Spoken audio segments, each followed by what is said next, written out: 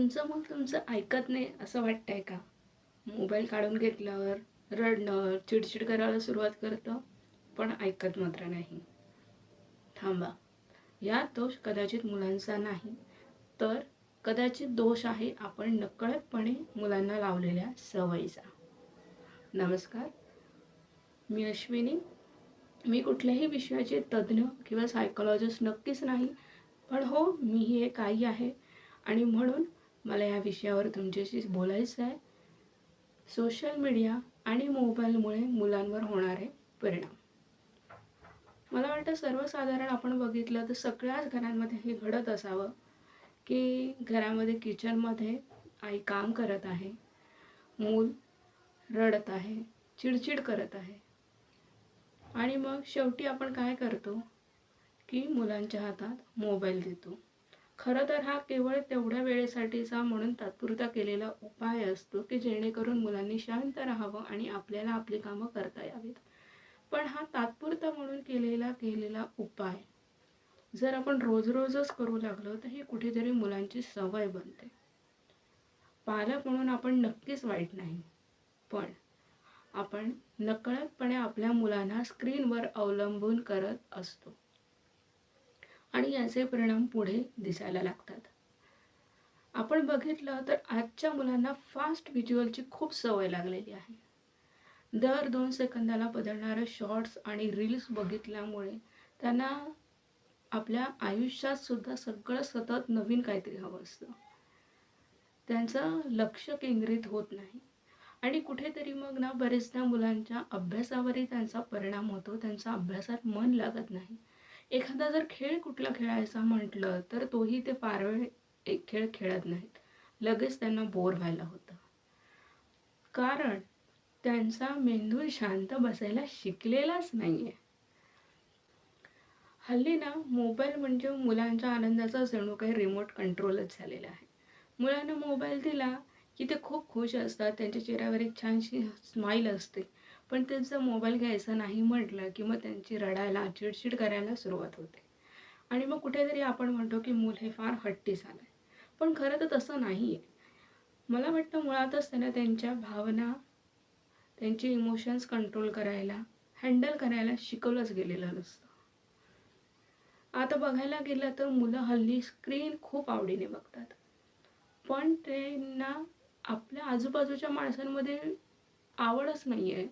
आपल्या आजूबाजूला काय चाललं आहे त्यात त्यांचा इंटरेस्टच नाही आणि त्यांना ते जाणून घेण्याची उत्सुकताही नसते. मग यामुळे होतं काय की बरेचदा काही मुलं उशिरा बोलायला लागतात. त्यांना त्यांच्या भावना व्यक्त करायला अडचण येऊ शकतात. एक्सप्रेस करणं त्यांचं कुठेतरी कमी व्हायला लागतं. बोलताना त्यांचा आय कॉन्टॅक्ट राहत नाही. यात मुलं खरं तर आपलं ऐकतच नाही आहेत असं नाही, पण कुठेतरी ना त्यांना बोलण्याची सवयच लागलेली नसते. आणि या सगळ्याचा परिणाम म्हणजे जेव्हा हे मुलं अजून थोडी मोठी व्हायला लागतात आणि जास्त प्रमाणात शॉर्ट्स व्हिडिओज वगैरे बघायला लागतात, तेव्हा त्यांना खरं तर आयुष्य हे मोबाईलमध्ये जे आपण बघतोय तेच वाटायला लागतं. त्यांना वाटतं हीच परफेक्ट लाईफ आहे, हेच खरं आयुष्य आहे. आणि मग त्यांना मनात विचारायला लागतात की मी असा का नाही आहे किंवा हे सगळं माझ्याकडे का नाही आहे. आणि मग कुठेतरी ते तुलना करायला सुरुवात करतात आणि या हळूहळू त्यांचा स्वतःचा आत्मविश्वासही कमी व्हायला लागू शकतो. तर मला एवढंच म्हणायचं आहे की इथे पालकांनी त्यांना रिअल लाईफ आणि रील लाईफमध्ये अंतर आहे हे समजून सांगायला हवं. ह्याची त्यांना माहिती करून द्यायला हवी. आपण बघितलं तर ह्या सगळ्याचा एक परिणाम म्हणजे आपल्या दिनचर्येवरतीही होत असतो. आपण रात्री एक थोडा वेळ म्हणून बघायला घेतलेला मोबाईल मुलांना दिलेला जो असतो, तो मुलं मोबाईल बघता बघता व्हिडिओ शॉर्ट्स हे बघता बघता किती वेळपर्यंत बघतात ह्याचा अंदाजच लागत नाही. आणि मग कुठेतरी उशिरा झोपतात मुलं, मग त्यांची झोप पूर्ण होत नाही. बरं, मग अपुऱ्या झोपेमुळे सकाळी चिडचिड होते आणि या सगळ्याचा एक परिणाम म्हणजे दिवसभर त्यांना थकल्यासारखं वाटत राहतं. थकलेपणाची त्यांच्यात जाणीव होत राहते. आता मी हे सगळे जे प्रॉब्लेम सांगितले, तुम्ही म्हणाल मी फक्त प्रॉब्लेमच सांगितले, ह्याच्यावर उपाय काय? तर नक्कीच आपण काही उपाय करू शकतो, करायलाही हवेत. पण यात सगळ्यात महत्त्वाचं म्हणजे मुलांना अचानक मोबाईल देणं बंद करू नका. याने अजून चिडचिडी होती. तर आपण काय करायला हवे की त्यांचा स्क्रीन टाईम कमी करत जायला हवं.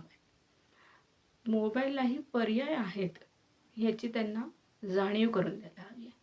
तर ते कसं, तुम्ही त्यांना गोष्टींमध्ये आवड निर्माण करा, तुम्ही त्यांना गोष्टी सांगा किंवा त्यांना जर वाचता येत असेल तर चित्र असणारी गोष्टीची छान छान पुस्तकं आणून द्या, त्यात त्यांचा वेळ जाईल. आपण अजून एक गोष्ट करू शकतो, सगळ्यात महत्त्वाचं आणि छान म्हणजे मला आवडतं ते ड्रॉइंग. ड्रॉइंगमध्ये इतक्या बऱ्याच गोष्टी असतात की त्यात त्यांचं छान मन रमेल. वेगवेगळ्या रंगांमध्ये काय नवीन नवीन बनवता येईल हे त्यांना शिकू द्या. त्यात त्यांना आवड निर्माण करा, त्यात त्यांची मदत करा. आपण अजून एक गोष्ट करू शकतो म्हणजे घरात आपण जी कामं करतो, म्हणजे भाजी निवडणं म्हणा, एखाद्या वस्तू इथून तिथे नेणं म्हणा, छोट्या छोट्या ह्या कामांमध्ये त्यांना सहभागी करून घ्यायला हवं. याने काय होईल ना की आपलं बॉन्डिंग खूप छान होईल आणि हळूहळू कदाचित त्यांचं मोबाईल आणि सोशल मीडिया यांच्याकडे थोडं थोडं दुर्लक्ष व्हायलाही सुरुवात होईल. प्रयत्न करून बघायला नक्कीच हवं आपण, बरोबर ना? पण हे करताना मात्र एक गोष्ट पालकांनी करायला हवी, ती म्हणजे पालकांनी स्वतः मोबाईल कमी वापरायला पाहिजे. मुलं जरी आपलं ऐकत नसली ना तरी ते आपलं अनुकरण करत असतात, आपल्यालाच बघून ते शिकतात. त्यामुळे आपण ही काळजी घ्यायला हवी. आज एक मला अजून एक गोष्ट सांगायची आहे तुम्हाला, ती म्हणजे असं की आपण जर आत्ता आपल्या मुलांना वेळ दिला नाही तर कदाचित उद्या वेळ काढून पश्चाताप करण्याची वेळ आपल्यावर येऊ शकते. अजून मुलं लहान आहेत तोवर आपण त्यांच्या सवयी बदलू शकतो, पण नंतर मात्र फार उशीर झालेला असतो. तेव्हा आताच मनावर घ्या, आपल्या बालकांकडे आपण लक्ष द्यायला सुरुवात करा. आणि हो, हे जर लेक्चर वाटत नसेल तर नक्की तुमच्या ओळखीच्या पालकांकडे हा व्हिडिओ नक्की पोहोचवा. झाली त्यांना तर मदतच होईल. आणि व्हिडिओ आवडला असेल तर चॅनलला सबस्क्राईबही करा, कारण आपण अशाच रिअल विषयांवरती पुढेही गप्पा मारणार आहोत. तो भेटूया आपण पुढच्या व्हिडिओमध्ये. तोपर्यंत स्वतःची काळजी घ्या आणि आजचा व्हिडिओ बघितला त्याबद्दल तुमचे धन्यवाद.